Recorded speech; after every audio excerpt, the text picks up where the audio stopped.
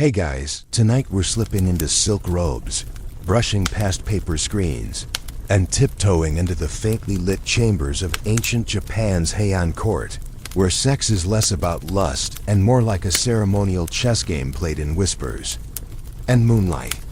You lie there, not in some sweaty pile of writhing limbs, but perched gracefully on a tatami mat, surrounded by incense curls, 12 layers of kimono, and about 6 centuries of strict etiquette. Your lover doesn't look at you. They admire you from across the room, then write 3 stanzas about your sleeve. And somehow, that's foreplay. So before you get comfortable, take a moment to like the video and subscribe, but only if you genuinely enjoy what I do here. Also, let me know where you're listening from and what time it is, because some of you are probably curled up in bed, while others are definitely watching this in traffic. Now dim the lights, maybe turn on a fan for that soft background hum. And let's ease into tonight's journey together. You're not in Kyoto. You are Kyoto wrapped in brocade and secrecy, soaked in perfume, and padded with a quiet so heavy it feels like snowfall. Outside, the night hangs still. Inside, the walls don't just whisper, they judge. You walk carefully because your footsteps say more than your words. And in the Heian court, Japan's high society fever dream from roughly 794 to 1185 words are everything. Forget pickup lines. Here you seduce with calligraphy. Not your average you up. Text no, you compose an entire moon-haiku while your sleeves waft in the wind. And if your ink strokes are sloppy, you might as well die alone.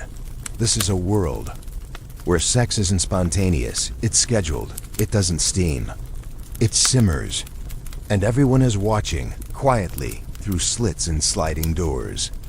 You're expected to know the rules, when to send a poem, when to wait by the lamp, how to fold your robe just so. Because missteps aren't just embarrassing. They're recorded in court diaries, next to your political rank and fabric color. Choices. Sex isn't just personal, it's paperwork. Your conquest could end up as a passing metaphor in someone's pillow book. Imagine Tinder with calligraphy exams, and an audience of aristocrats critiquing your scent. Tonight, you tiptoe, barefoot across lacquered floors, guided only by candlelight and perfume trails. The air is a mixture of sandalwood, iris root, and vague anxiety. Because in the Heian court, sex means many things, but love isn't usually one of them. This is a time when aristocratic women lived cloistered behind blinds, seen but rarely spoken to. Their lovers came at night like ghosts announced by a cough, a poem, or occasionally a discreet drumbeat. And if a man didn't show up after a romantic exchange, that was public humiliation. He had to send an apology poem with metaphors about shame. But let's be clear, this wasn't about prudery. Quite the opposite. Heian society, especially among the elite, had an open, if highly stylized culture of sensuality. A man might have multiple lovers, a woman too. The key was knowing how to handle it. You couldn't be crude. You couldn't be clumsy. You had to be aesthetic. Sex was taste, grace, restraint, and of course gossip. Always gossip. Because behind every formal affair was a trail of jealousy, backhanded compliments, and passive-aggressive poetry that makes Twitter look tame. Historians still argue whether these romantic traditions were empowering or imprisoning. On one hand, court women had more literary agency than most women in pre-modern history. They wrote, published, critiqued, even flirted with subtle, devastating elegance. On the other hand, they were confined behind screens, veils, and expectations so heavy it took 12 silk layers to carry them. Still, you can't help but admire the precision. The way a lover's reputation could rise or fall based on how he folded a fan, or how a single poem, read at dawn, could make or break a relationship. And tonight, we're not just watching. You're there. You're one of them. Maybe you're a minor noble, lost in the labyrinth of corridors, clutching a scented letter and wondering if your brushstrokes were elegant enough.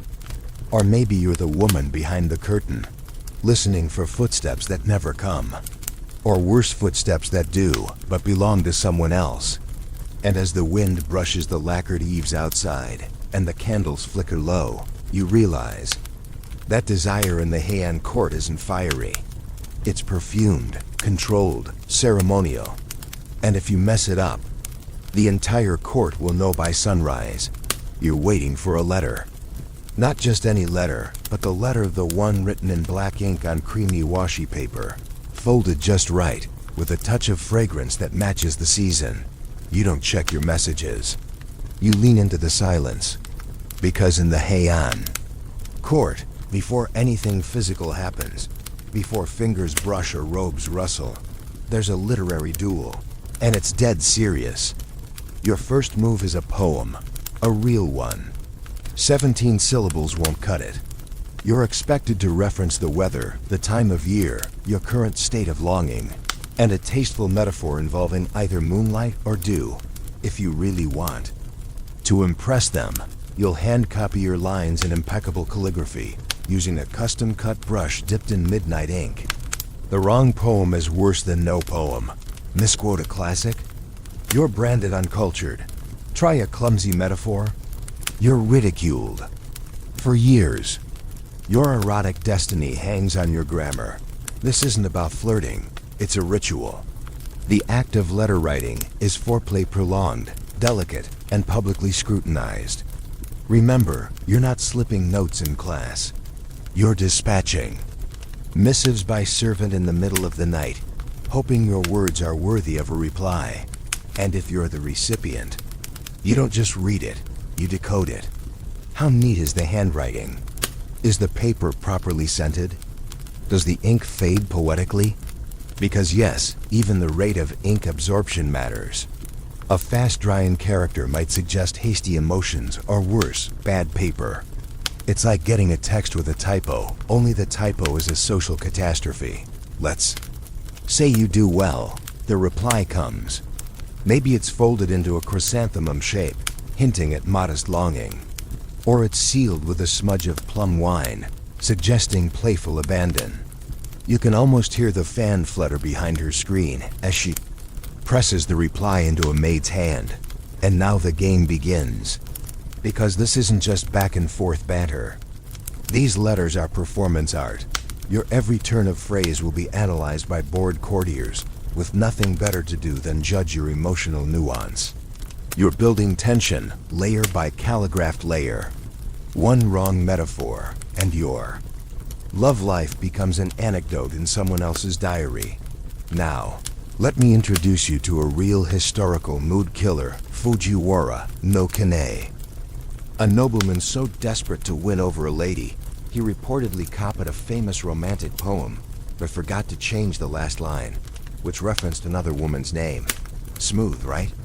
That little blunder made its way through gossip circles, and eventually landed in the tale of Genji as a cautionary footnote. Moral of the story: originality matters, especially when you're trying to get under someone's 12-layered kimono. Historians still argue whether this poetic courtship was a democratizing force or a gilded cage. On one hand, even lower-ranking nobles had a shot at romance if they wielded a decent brush. A beautiful turn of phrase could elevate your desirability beyond your economic station.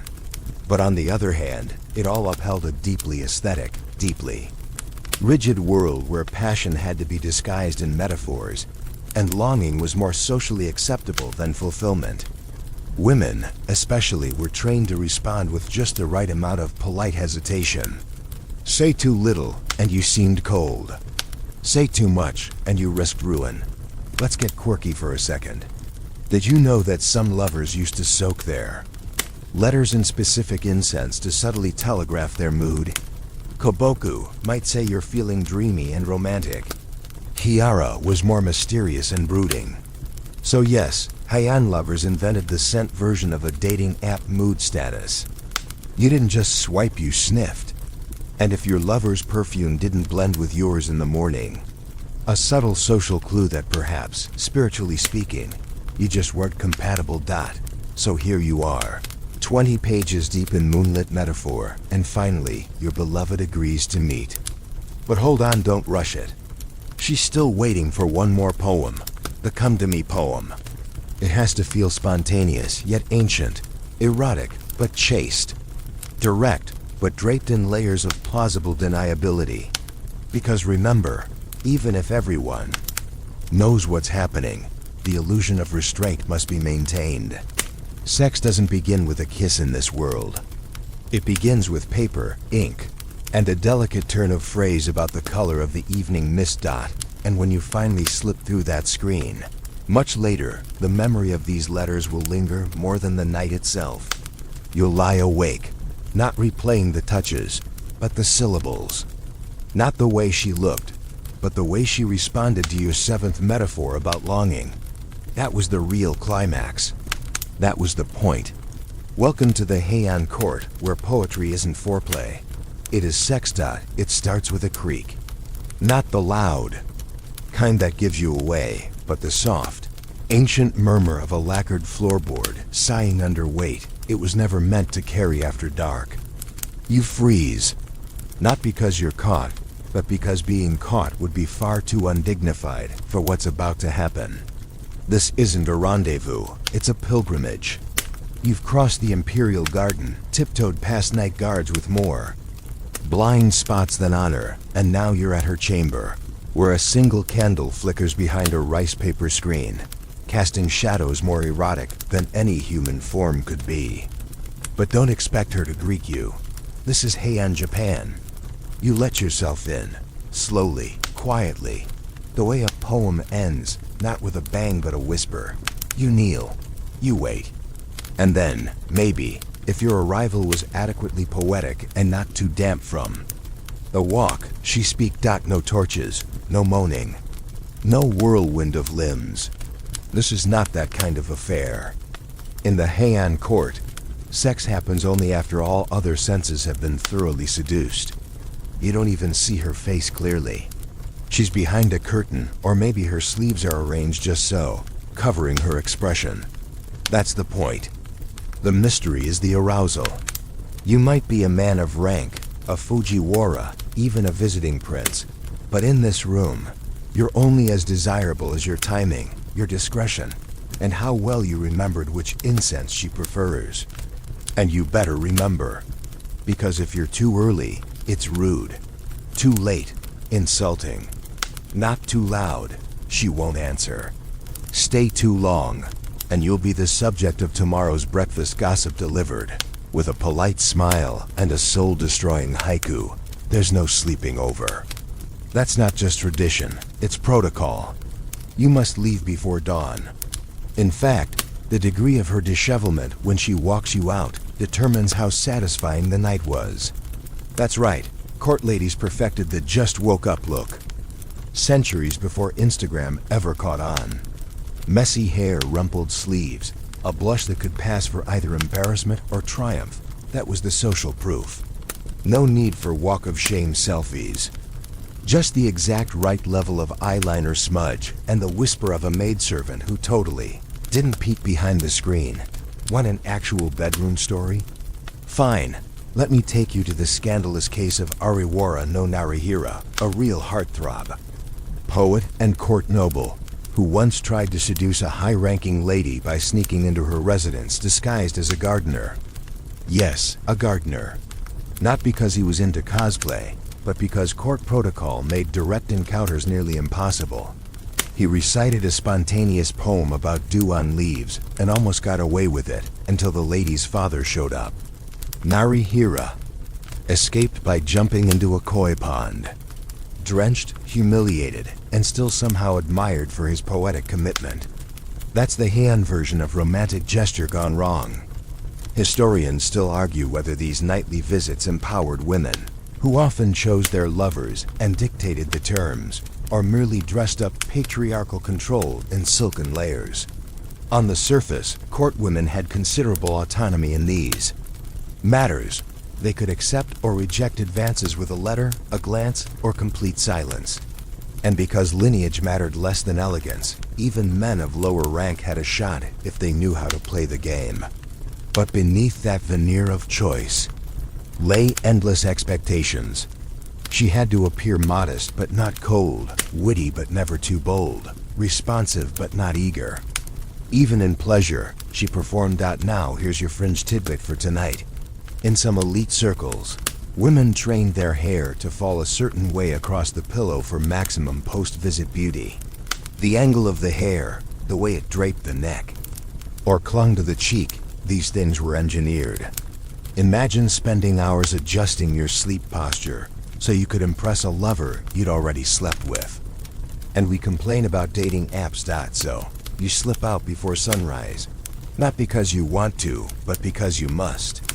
The servants are stirring, the roosters have opinions, and scandal is just one misstep away. You glance back once, not at her, but at the outline of her sleeve still visible in the half-light. No words, no promises. Maybe she'll write you tomorrow. Maybe she won't.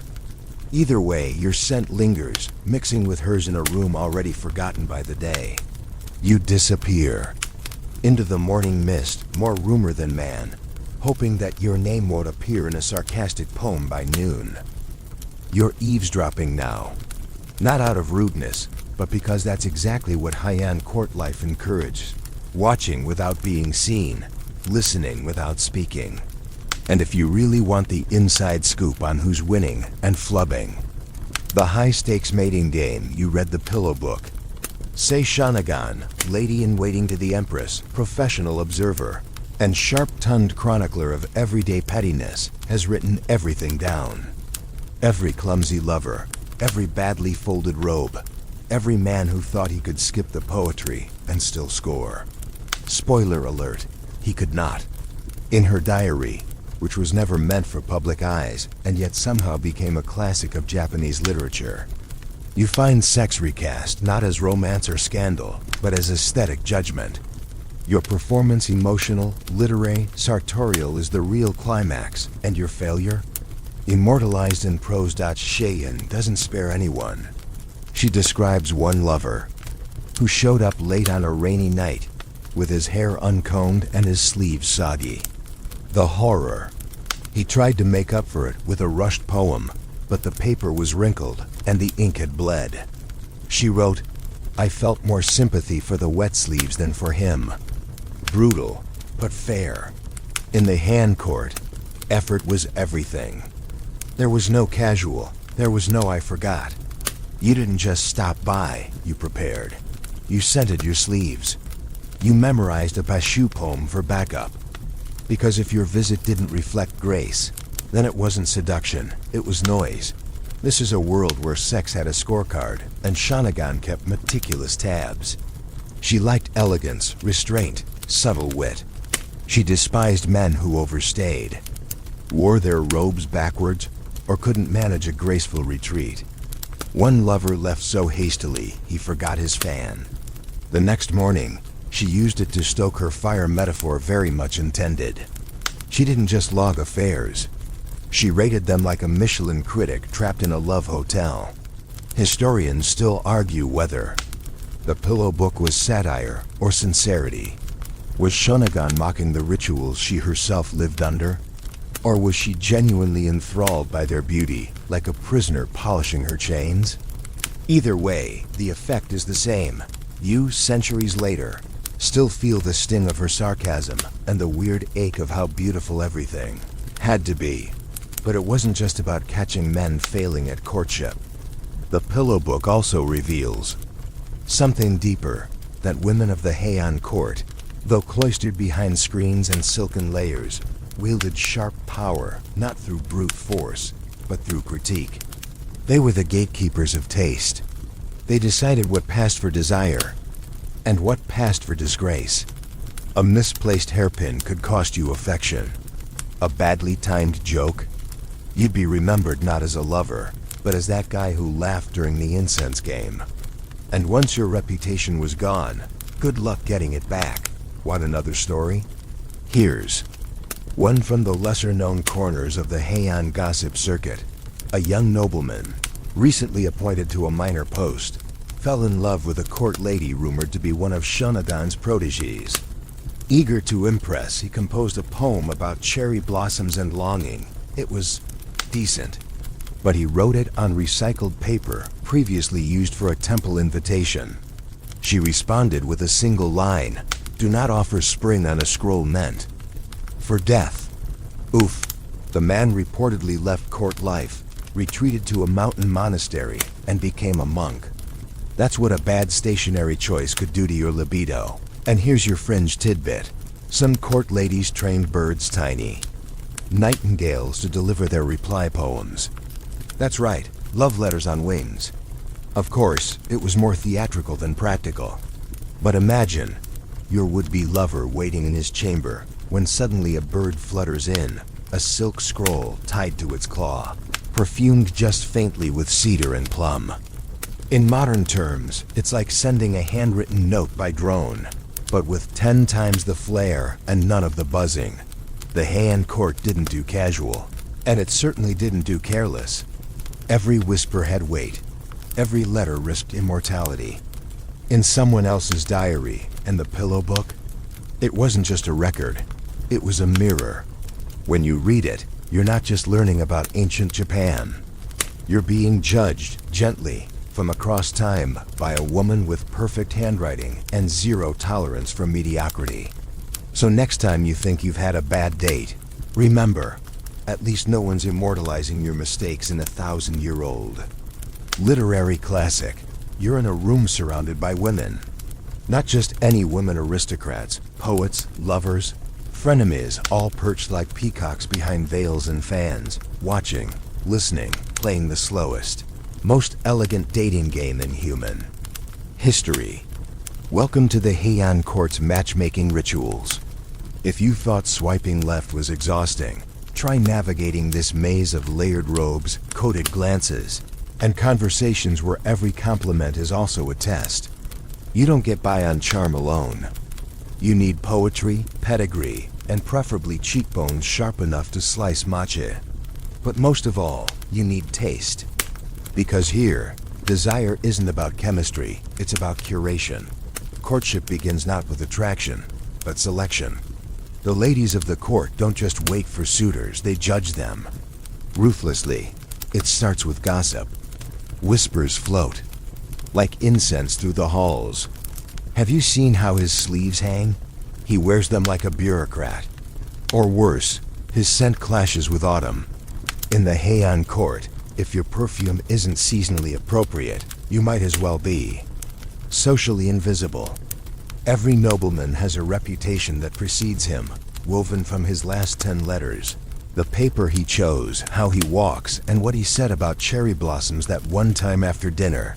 And yet, even amid all this judgment, there's play. The court ladies host games, not childish ones, but intellectual duels dressed as entertainment. They test you. You're asked to compose an impromptu poem about the moon using a randomly selected verb, or to match a fabric dye to a specific moment in spring. Fail, and you're forgotten. Win, and you might be asked to stay a little longer. You see, Heian women wielded erotic power like a folding fan, delicate, precise, and capable of both cooling and cutting. A man could be the son of a regent, but if he stumbled over a pun or wore the wrong color to a moon viewing party, he'd find himself quietly exiled to the realm of just a friend. Let's talk about those robes for a second. The Jenny Hito, or 12-layer robe, was less clothing and more architecture. Imagine wearing 12 kimonos, each with a carefully coordinated color meant to represent not just the season, but the mood of the event, the time of day, and sometimes your availability. Yes, these layers talked. A particular combination might say, "I'm flattered, but not tonight." Another might whisper, "I'm intrigued, but only if your poem is better than last time." The fabric did the flirting, so the wearer could maintain a serene, unreadable face. Here's a real tale for your curiosity.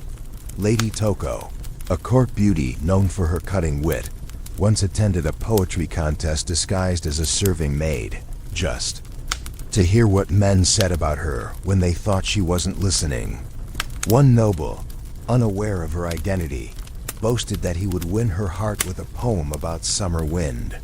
She waited until his recitation, then responded with her own verse, effortless, biting, and layered with all the irony she could pack into 17 lines.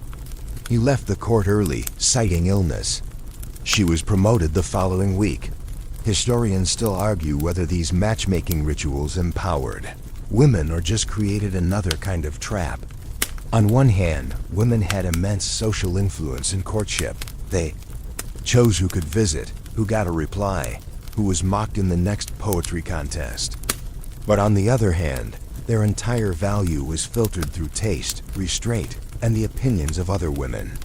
Sisterhood in the Heian court wasn't always solidarity.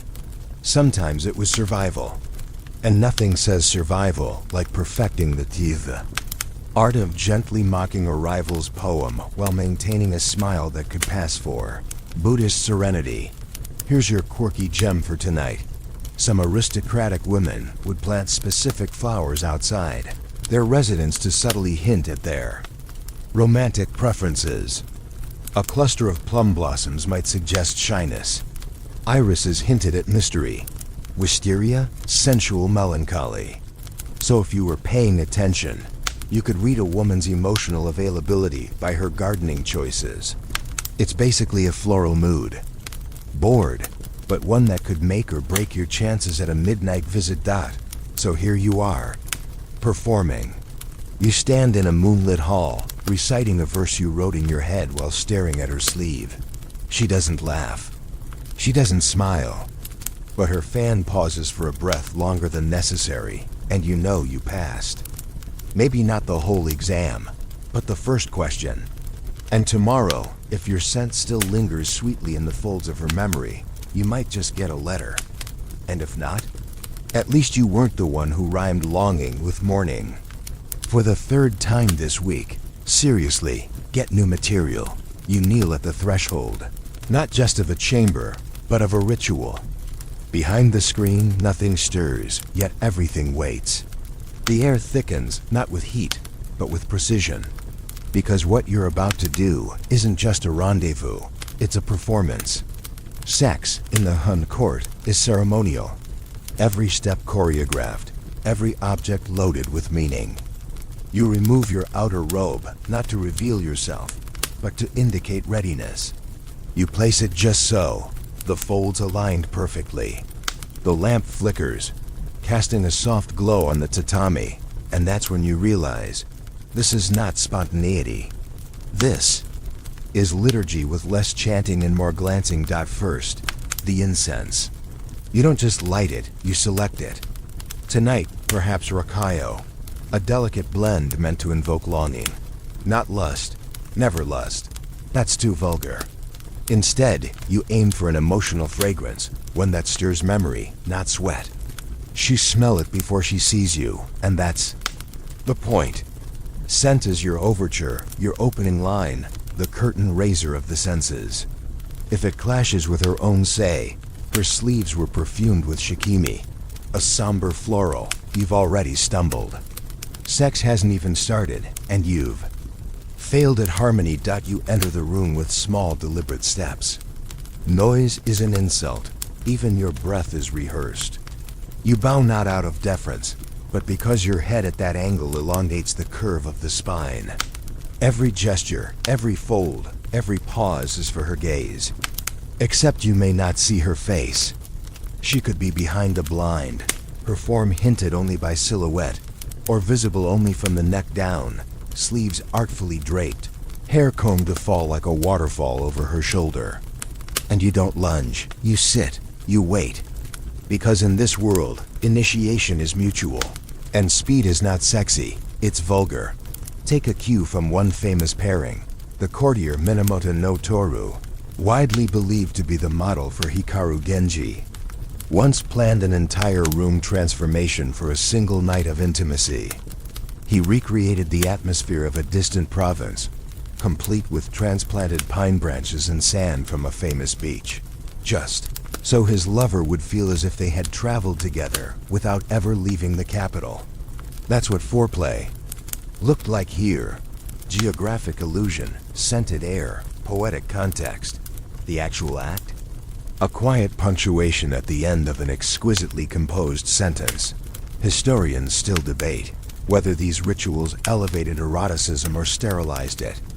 Was all this staging await a heightened feeling, or to hide it behind aesthetics and tradition? Some argue the ceremony made intimacy more intentional, a shared construction of beauty and restraint. Others suggest it was an elegant form of repression, where pleasure was filtered through so many screens, literal and figurative, that it barely resembled desire at all. But maybe that's the point. In a world where physical touch was rare, delayed, and coded, the idea of sex could carry more emotional weight than the act itself. Here's your fringe. Detail. Some aristocrats choreographed their bedding. Not just the fabrics though. Yes, silk quality mattered, but the arrangement of the pillows and sleeping mats. The preferred layout changed by season and rank. A winter tryst might involve layering 3 types of quilts, while a summer night called for gauze mats and a fan angled precisely toward the nape of the neck.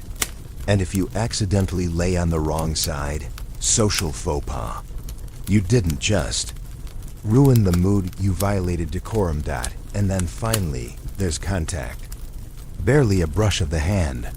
Maybe fingers meet beneath a shared layer of robe. It's not graphic, it's not noisy. It's an echo of touch more than a collision of bodies. And the whole time, you're being evaluated.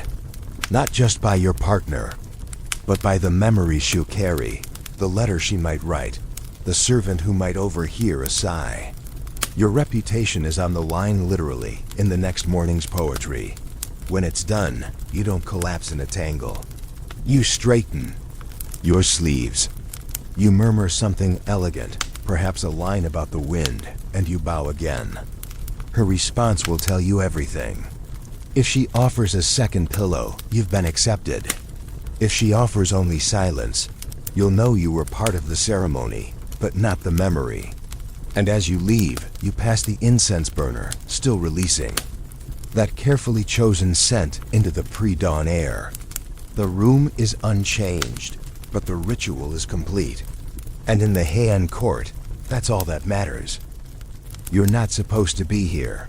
That's the thrill. You've ducked behind a curtain, slipped through a shadowed corridor, avoided the eunuchs with their suspicious coughs, and now you're inside the private quarters of someone 3 ranks above you, whose family name could crush yours with a sneeze. But here in the Heian court, forbiddance doesn't mean impossible.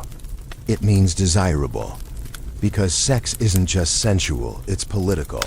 And nothing's more erotic than risk. Behind every candlelit tryst is a web of rank, ambition, inheritance, and secrets stacked like lacquer boxes. You don't just make love in this world, you gamble your reputation with every touch. Power is everywhere, but it whispers. A nobleman doesn't barge in like a conquering hero, he slips in like a rumor. And a woman of high standing doesn't seduce with cleavage or coyness, she chooses when to draw the curtain back half an inch. The real power moves happen off stage. You don't seduce the Empress's cousin by writing her a love poem. You seduce her by quoting one she wrote in a previous lifetime, implying that your souls were destined to meet, preferably under a full moon, while wearing robes dyed with indigo so subtle it can only be seen at twilight. Precision is everything. Desire must look like destiny, or it loses its charm. Take the case of Lady Rakio, one of the most infamous figures from the tale of Genji, inspired by real court intrigue. High-ranking, elegant, and fiercely intelligent, she carried on a scandalous affair with Genji, the emperor's son.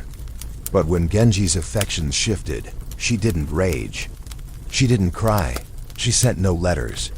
She simply let her spirit, yes, her spirit, haunt the younger woman who replaced her, slowly driving her mad.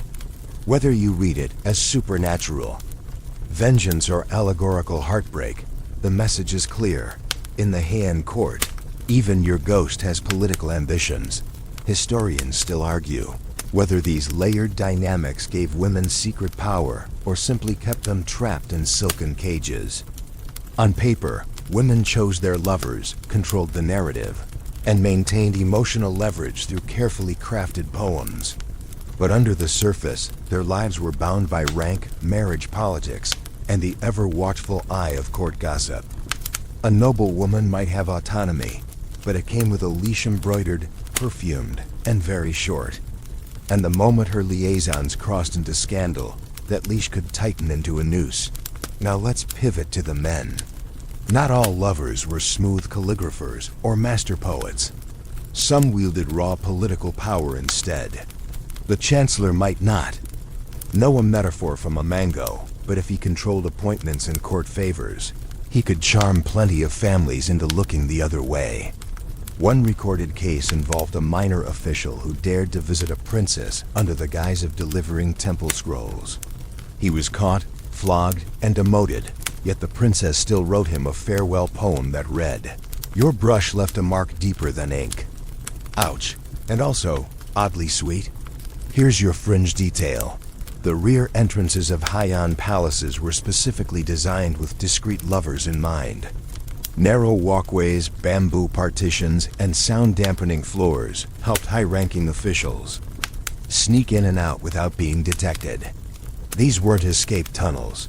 They were architectural enablers of desire.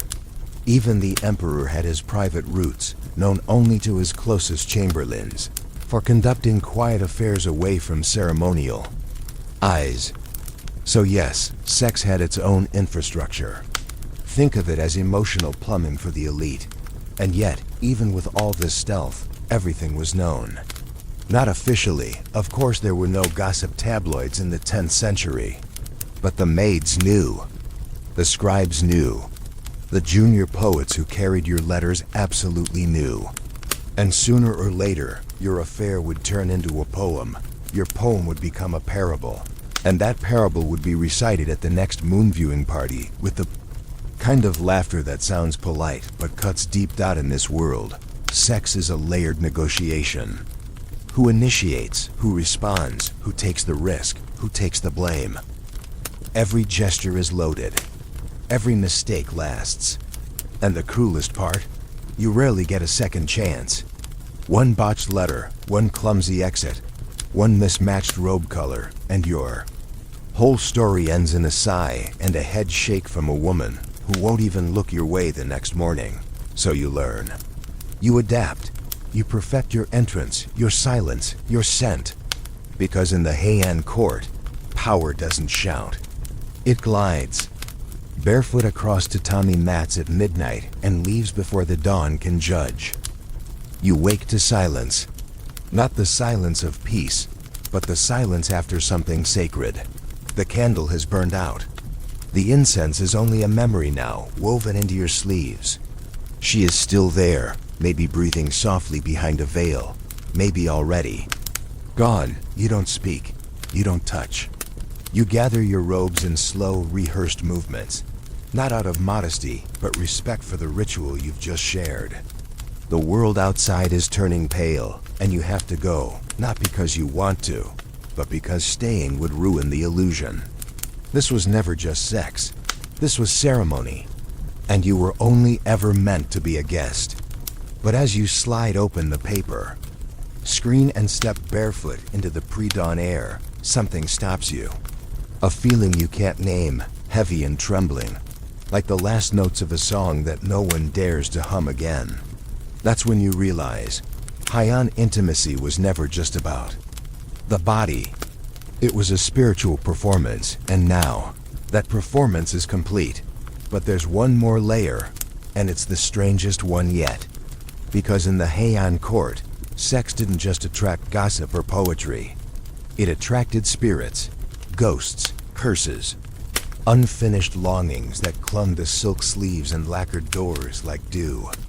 Love gone wrong didn't end in a breakup, it ended in possession. Women scorned or abandoned were said to transform after death into vengeful spirits, haunting their rivals with fevers, dreams, and unexplained illnesses. The line between erotic memory and supernatural vengeance was as thin as the rice paper walls themselves. You didn't just break a heart, you risked summoning something ancient, beautiful, and furious. One of the most chilling tales passed quietly from servant to servant, never written in the official diaries.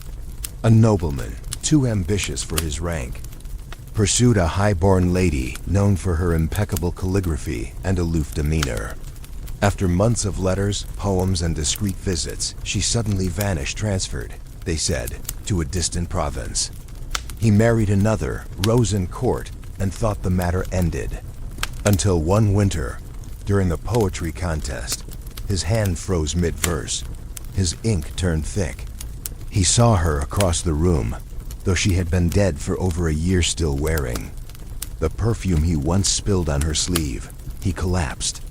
The official cause was illness, but everyone knew, and no one spoke of it again. Historians still debate whether these ghost stories were metaphors for female rage, cautionary tales about the risks of unreciprocated desire, or actual cultural beliefs rooted in Shinto and Buddhist cosmology. Maybe they were all three. Maybe the Heian court, with its obsession over aesthetic control, needed ghost stories as a release valve, a way for suppressed emotion to erupt where etiquette would never allow it. After all, when you spend your life veiled, folded, perfumed, and silenced, the only time you get to scream is after death. Here's your odd detail for the night.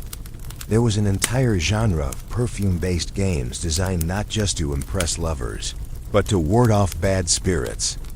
Called Kodu, or the Way of Incense, these weren't just sniffing contests. Participants would blend incense ingredients, burn them during a romantic encounter, and then read the smoke for omens. If the trail drifted west, it meant longing. If it curled sharply, deceit. If it dissipated quickly, someone was lying. So yes, even the air had opinions.